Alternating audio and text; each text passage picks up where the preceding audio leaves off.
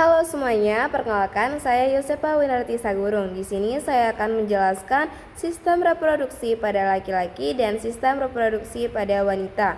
Yang pertama, di sini saya akan menjelaskan sistem reproduksi pada laki-laki. Sistem reproduksi pada laki-laki dibagi menjadi dua bagian. Yang pertama bagian luar dan yang kedua bagian dalam. Yang pertama itu adalah bagian luar.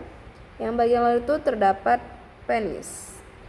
Penis adalah organ kopulasi serta pengeluaran urin dan semen yang berfungsi sebagai jalan keluarnya urin dan sperma, memudahkan penetrasi ke dalam vagina untuk pembuahan dan mengeluarkan air mani atau ejakulasi.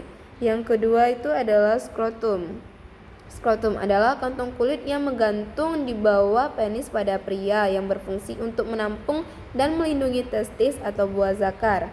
Selain menampung dan melindungi testis atau buah zakar, skrotum ini juga berfungsi mengatur suhu testis agar tetap sedikit lebih rendah daripada suhu tubuh, karena suhu yang optimal sangat penting untuk produksi sperma.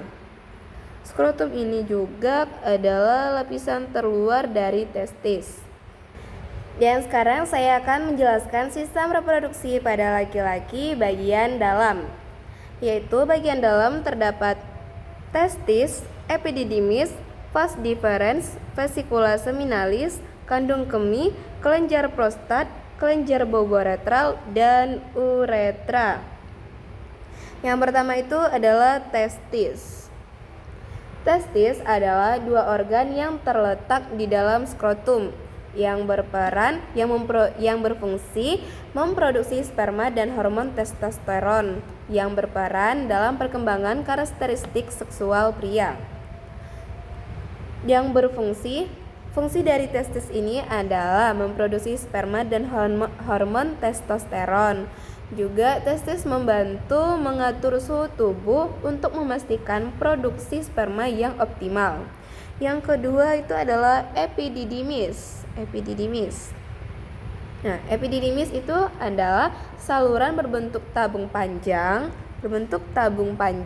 dan melingkar yang terletak di belakang testis dalam sistem reproduksi pria, yang berfungsi sebagai tempat pematangan, penyimpanan dan pengangkutan sel sperma dari testis menuju vas deferens. Kemudian vas deferens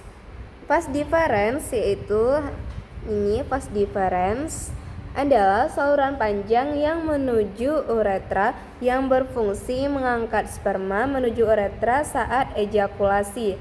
Vas deferens ini juga dikenal sebagai ductus deferens atau saluran sperma yang berfungsi untuk membawa sperma matang dari epididymis ke uretra, tempat sperma dikeluarkan saat ejakulasi, dan juga sebagai jalur utama untuk sperma dalam sistem reproduksi pria.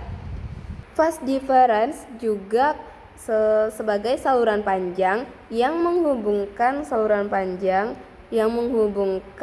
dari epididymis menghubungkan ke vesicula seminalis. Kemudian ada vesicula seminalis. Ini vesicula seminalis, yaitu sepasang kelenjar kecil yang terletak di belakang kandung kemih pada pria. Kelenjar ini menghasilkan cairan yang kaya fruktosa, yang merupakan sumber energi bagi sperma dan menyumbang sebagian besar volume air mani. Berperan dalam mengatur pH air mani dan menghasilkan prostaglandin yang membantu transportasi sperma. Vesicula seminalis ini berfungsi untuk memproduksi dan menyimpan cairan yang akan menjadi bagian dari air mani. Kemudian ada kandung kemih, yaitu organ berongga dan elastis di bagian bawah perut yang menampung urin atau air mani sebelum dikeluarkan dari tubuh melalui uretra, yang berfungsi sebagai tempat penyimpanan urin atau air seni sebelum dikeluarkan dari tubuh. Kemudian ada kelenjar prostat. Kelenjar prostat adalah organ kecil seukuran kacang kenari yang terletak di bawah kandung kemih dan mengelilingi uretra, yang berfungsi menghasilkan cairan yang menjadi bagian dari air mani atau semen, juga membantu dalam proses ejakulasi dan mengatur aliran urin. Kemudian ada kelenjar bulboretral atau yang sering disebut sebagai Cowper. Kelenjar Cowper ini adalah bagian dari sistem reproduksi pria yang menghasilkan cairan untuk melumasi uretra dan menetralisirkan keasaman sebelum ejakulasi. Kelenjar ini terletak di bawah kelenjar prostat. Ini kelenjar prostat dan ini adalah kelenjar bulboretral atau kelenjar Cowper. Jadi letak kelenjar bulboretral ini di bawah kelenjar prostat dan mengeluarkan cairan ke uretra. Kelenjar bulboretral ini berfungsi menghasilkan cairan licin yang melumasi uretra dan menetralkan keasaman di saluran kemih. Kemudian untuk yang terakhir ada uretra. Uretra yang ini nih. Ya. Uretra itu adalah saluran keluarnya sperma serta air kencing. Dan sekarang saya akan menjelaskan alur perjalanan dari testis hingga ke uretra beserta proses yang terjadi, yaitu sperma diproduksi di dalam testis. Sperma diproduksi di dalam testis melalui proses yang disebut sebagai spermatogenesis. Spermatogenesis adalah proses pembentukan sperma yang terjadi di dalam testis, lebih tepatnya di tubulus seminiferus. Nah, setelah terbentuknya sperma akan bergerak menuju epididymis. Sperma akan menuju ke epididymis setelah terbentuk, yaitu saluran panjang yang menempel di belakang testis untuk menjalani proses pematangan dan penyimpanan sementara. Setelah sperma matang, saat terjadi rangsangan seksual, sperma akan dialirkan melalui vas deferens.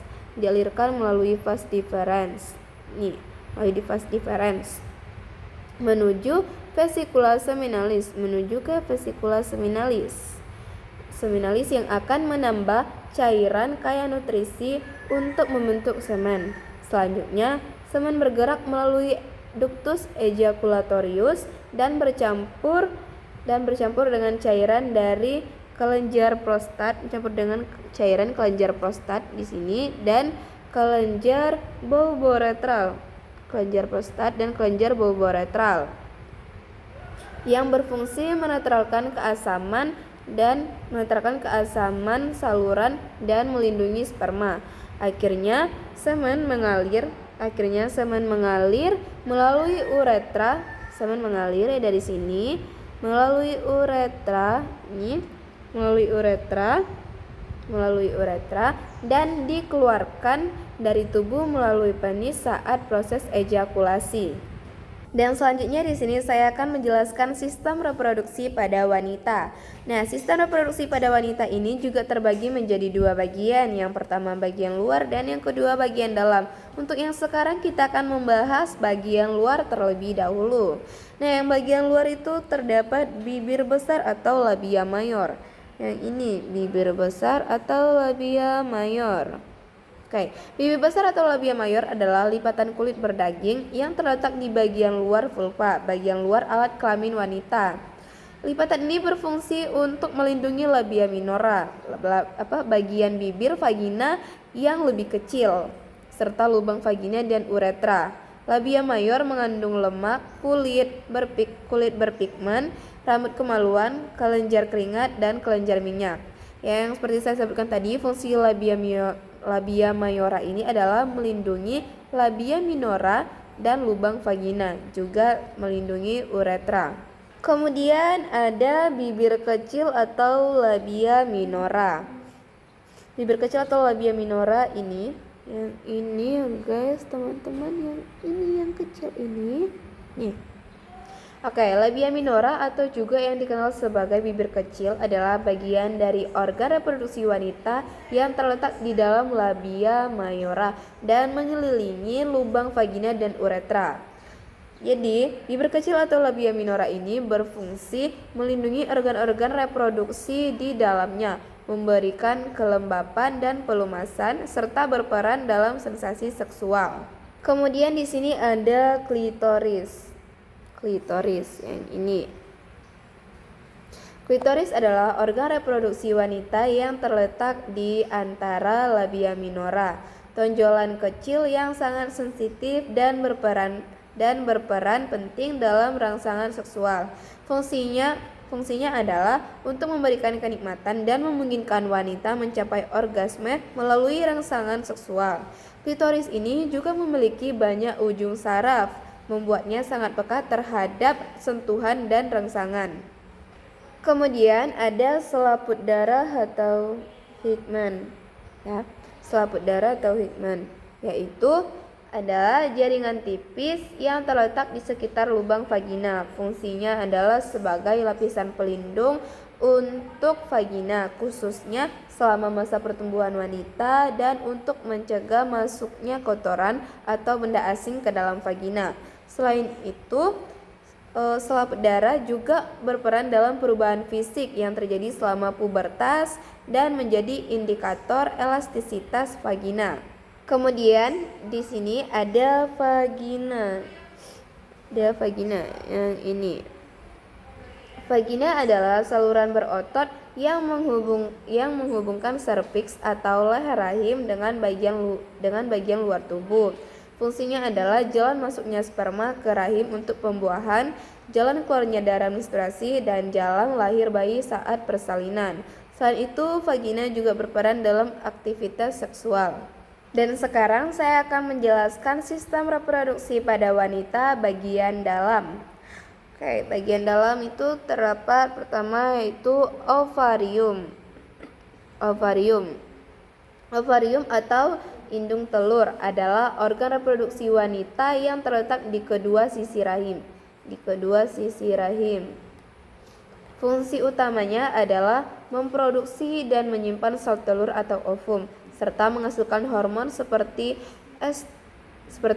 hormon estrogen dan progesteron yang berperan dalam siklus menstruasi dan kehamilan. Kemudian di sini ada tuba fallopi atau oviduk yang juga dikenal sebagai saluran tuba fallopi ini juga dikenal sebagai saluran tuba atau oviduk, adalah saluran berongga yang menghubungkan ovarium dengan rahim.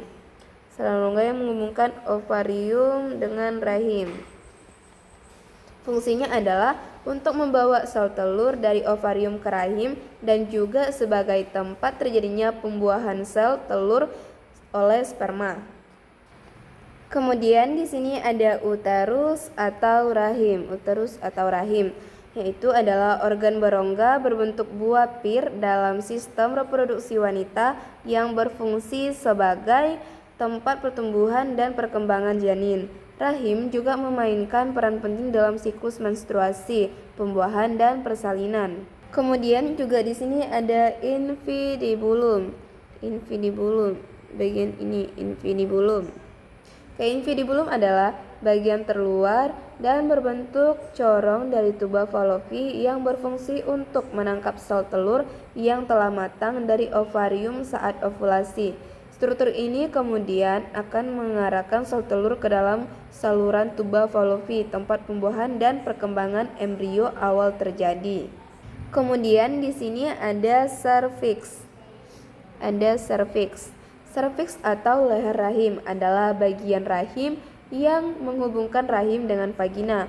Fungsinya yaitu sebagai jalur menstruasi, pelumas alami, pelindung rahim, persalinan, dan pengatur kehamilan.